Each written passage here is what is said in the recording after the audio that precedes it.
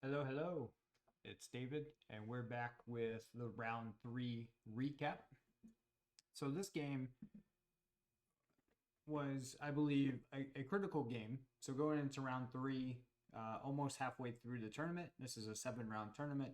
So, round three is I feel like a critical game if you want to have a chance to win the tournament. I was feeling good after winning the first 2 rounds, and this was the second game of day two. And so I was already feeling like I had to stay focused during this game. And to be honest with you, this was a terrible game. My opponent had so many chances to win this game. And if you've played any type of Swiss tournament, a weekend tournament, as a chess player, you'll know that it is extremely difficult to win these events, no matter what section you're playing in. But not only is it difficult to win, when you do win, a lot of things have to go your way. And in this tournament, just a lot of things did go my way. And I didn't win because I was the best player in the section. I didn't win because I was playing the best chess in this section. I won simply because I got lucky. My opponents just didn't capitalize on my mistakes, and this game is probably the pivotal game of this tournament that allowed me to go on to win. Because if my opponent had played the most critical moves, then I wouldn't. I don't think I would have recovered and won the tournament. So, with that being said, let's get into this game. So I had the black pieces. My opponents rated exactly 100 points higher, at least based on the ratings for the tournament. I think they were lower rated, like for their live rating, but for the rating used in the tournament, 100 points higher rated. My opponent opens up with 1d4. So again, I'm going with the King's Indian defense. And of course, my opponent plays something that I haven't prepared for. I covered this in the round one game about King's Indian defense versus my Dutch defense and how I haven't really prepared any lines. But okay, with the King's Indian defense, you play the same moves pretty much regardless. So I won't bore you to death with all that. All right, so my opponent gets to trade off the dark squared bishops. I go for the c5 break. We trade, and now we end up in this Sicilian defense. What looks like to be a Sicilian defense set up here with the dark squared bishops off. And yeah, I don't know. I don't think I really know the plans for this. When I did play the Sicilian as black, I would play more like the Sicilian Khan with a6, probably e6, d6. Yeah, queen on c7. Probably knight coming here, b6, bishop b7. So with this structure, yeah, I don't know what the plans are. My opponent plays bishop c4, and here, I thought about taking on d4, playing bishop e6, and then allowing possibly this. So this was the other idea that I was thinking about, and honestly, I probably should have gone for this. I have the semi-open C and F files, and okay, my center pawns are weird looking, but they're keeping the knight out of d5. I don't know. This was just that felt weird to go into, but honestly, it was better than the move I played, which was e5, and this is just a horrendous. I mean, a backwards pawn, this weak d5 square now. I mean, this is just a terrible, a terrible decision by me. I mean, my opponent could simply just take on c6, which I thought would happen, and I thought this was fine. But what I missed was I can't take the piece because I end up losing a rook, and I just completely missed that during my calculations when I played e5. When I played e5, I thought that it would be okay. But yeah, I also thought about if the knight moves back. what do I do? And honestly, I don't. I didn't really have a plan for this either. I think I was gonna go bishop e6 here. Yeah, and just try and trade off some of the pieces that are fighting for this d5 square. But even that, I don't think is that good. So anyway, my opponent played this move, and honestly, I saw this move after I played d5, and already mentally here, yeah, I already feel like my position's worse, that I'm gonna have to battle to hold on. I was feeling honestly quite defeated and was beating myself up for getting myself into such a position. I had previously during the game, before the game started, I told myself just focus, just think about moves, think about what other moves my opponent might play that I didn't consider. And this is just a moment where I didn't consider the knight going to b5. I think part of that was the fact that normally if I'm playing, when I played the Sicilian in the past, my pawn's on a6. Here it's not on a6, and I just completely overlooked this move. And I'm losing a pawn, and I already feel like I've got to try and fight to hold on to this game. And it was already very mentally frustrating. But apparently, the engine claims that this position is equal. So my evaluation over the board just apparently sucks. So we need to work on that. But, well, not we, just me. Maybe you do too, but definitely I need to work on evaluating positions over the board. And so here, I just play queen b6 with the idea that I'm going to pin the knight if it, if it captures, with the idea that I'll play knight d4 and try and win the knight. But I missed some stuff with that too, as you'll see. So my opponent plays knight a4, and honestly, yeah, I just wasn't expecting that move, to be honest. I thought maybe my opponent would just take, and after rook d8, castles knight d4, I thought I was okay here. But I missed so much. Apparently my opponent can take here. If I give check, bishop takes, I take, and then I've given up a knight, a pawn, and a rook for the queen. And since white's position is super solid here, I mean, my pawn on e5 is looking pretty bad. Rook comes over to double up on the d file. I mean, this is pretty bad. I can't even play this move simply because the rook comes in, hitting my queen and my rook. So, yeah, I think white's position is just fine here. But yeah, that knight takes f7 was just something I missed after knight d4. And yeah, so again, I'm just getting lucky that my opponent's not playing the moves, and instead knight a4. So I just go queen a6. Now the idea is that if here, obviously I get the knight. If b3, this was a move that I considered. And here, if I remember correctly,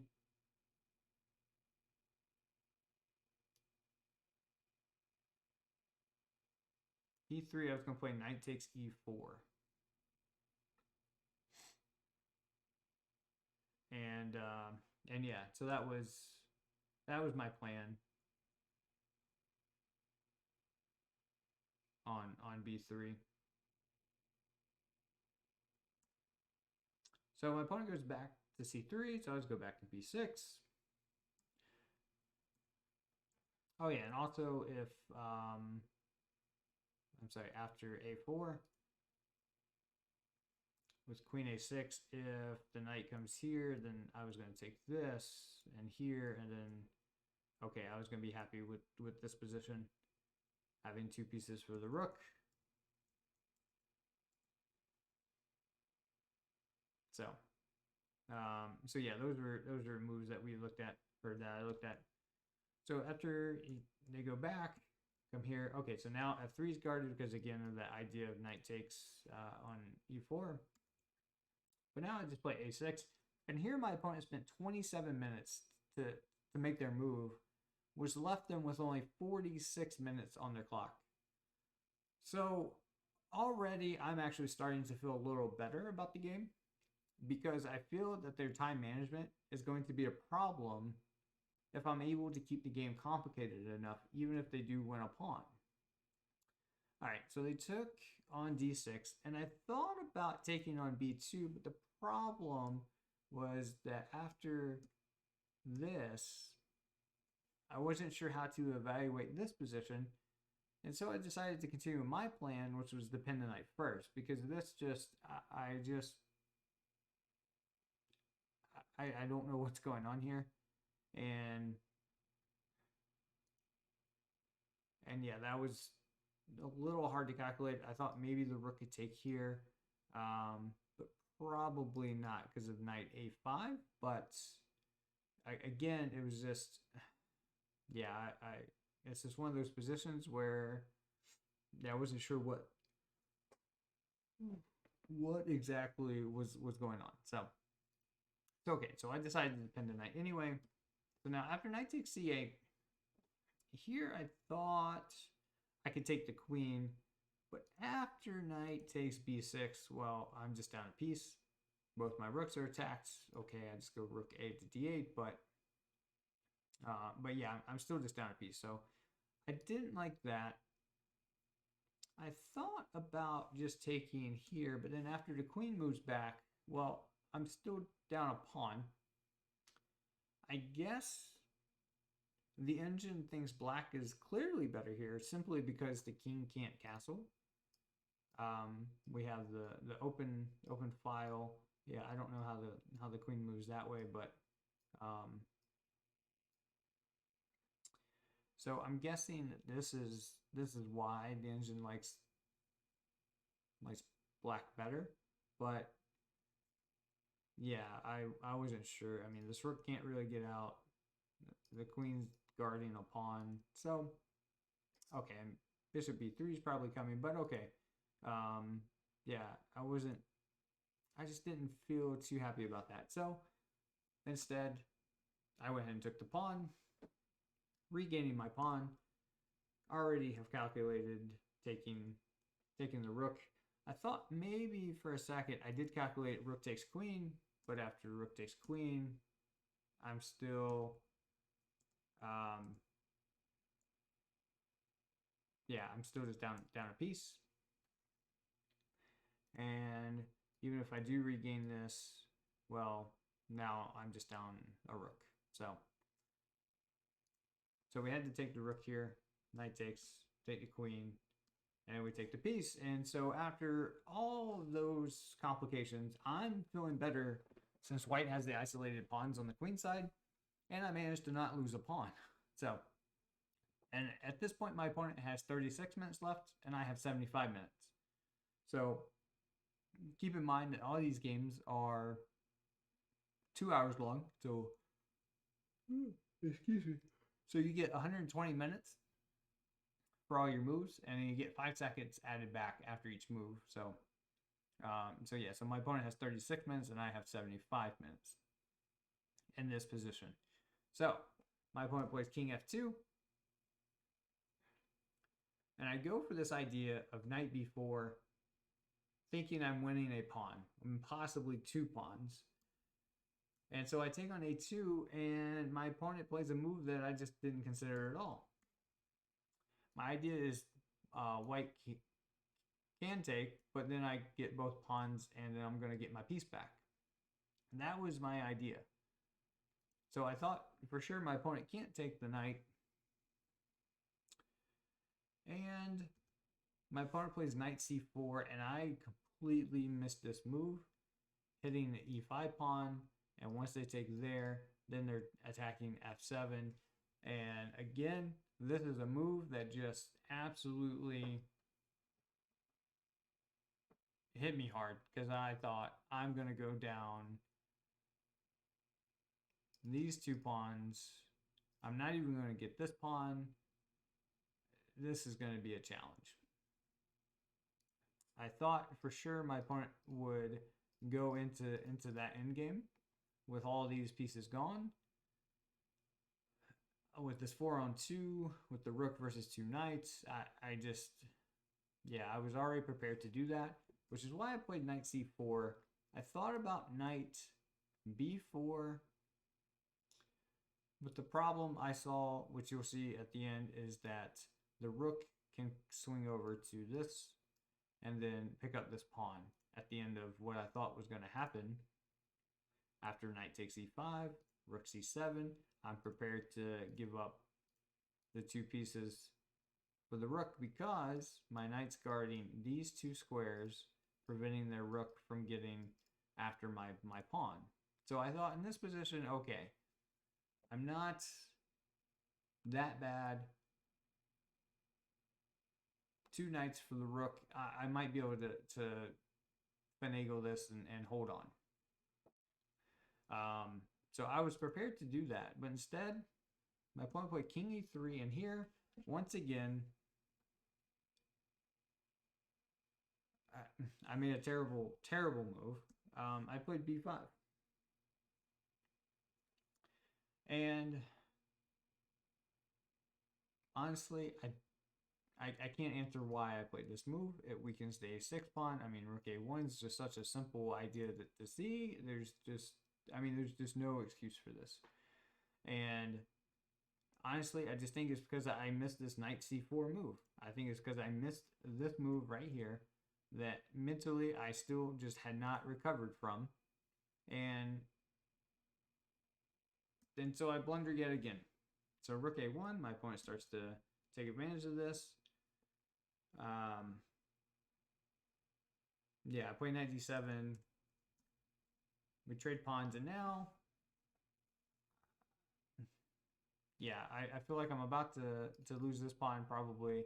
My opponent's got the 4-on-3 on the king side, and my opponent has the bishop. So yeah, I'm not feeling too optimistic about this, but I have a little bit of a plan, and so I happen to go for it, and my opponent just kind of walks right into it.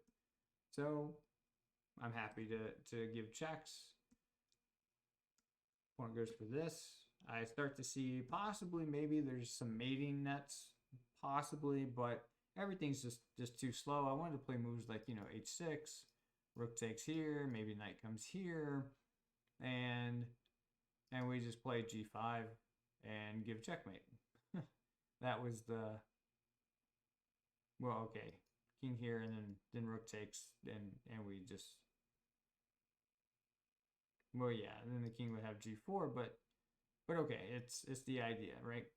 That's what I want to do. King h6, rook here, knight here, and then rook here. Or actually, yeah, just pawn here. With the rook, the knight, the king, and then this pawn here gives check. And so that was kind of my idea, but then I saw this other idea that I can take the bishop, I can threaten to take this pawn, I can threaten this pawn, and so, plus it protects b5. My opponent has to make a tough decision here, and goes for king h3, allowing me to get up outside past pawn. So now at this point, I feel like the game is drawn, but I feel like I might be able to outplay my opponent and create some chances. And so we'll see what happens, and if I do.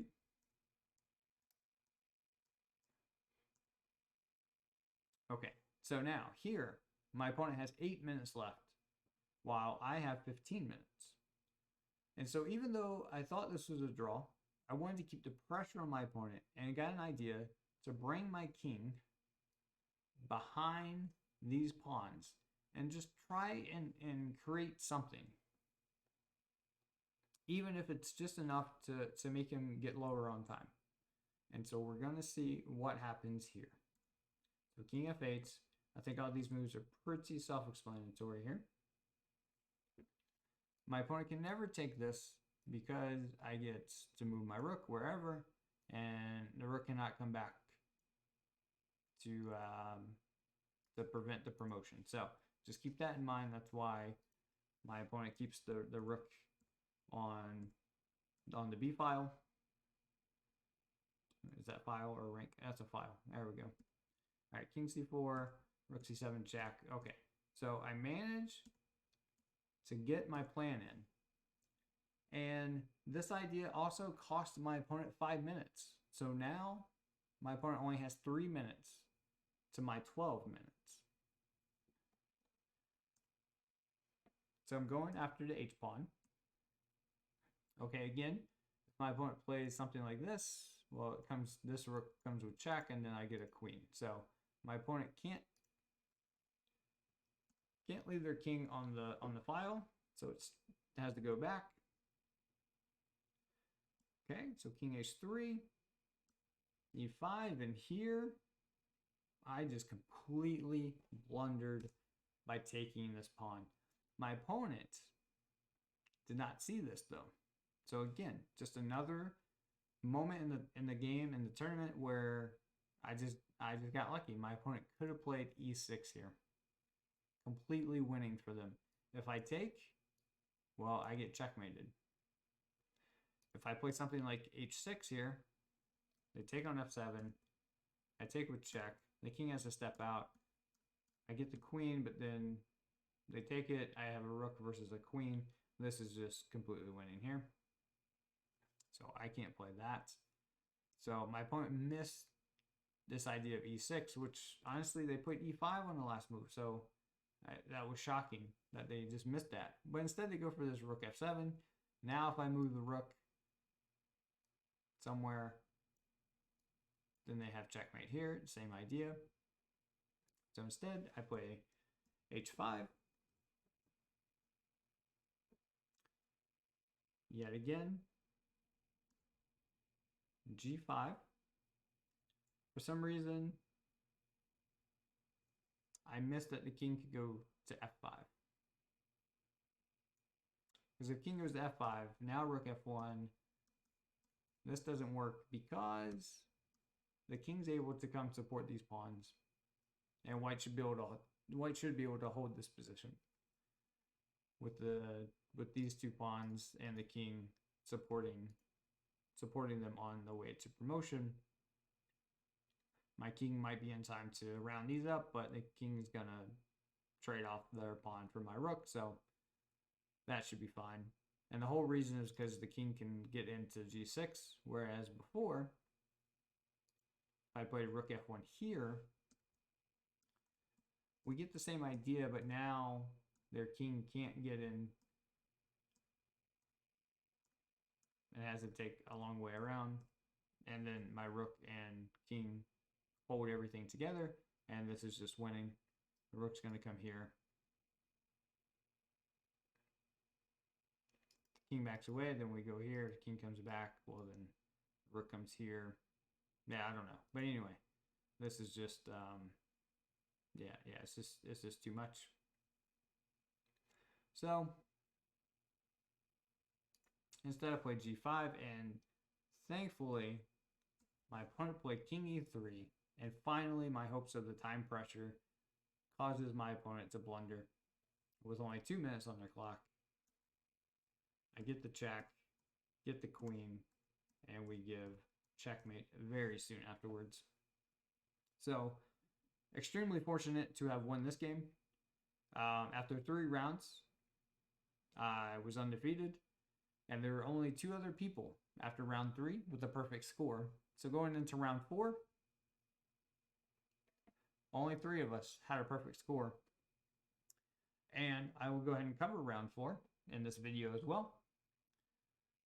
In fact, I took a half-point bye in round 4 because my daughter was playing in the Scholastic tournament, and it started around the same time that my 4th round would begin, and I didn't want to have to keep bouncing in and out of my game to go check on my daughter and her games. So I just took a half-point bye, which means after 4 rounds, I had 3.5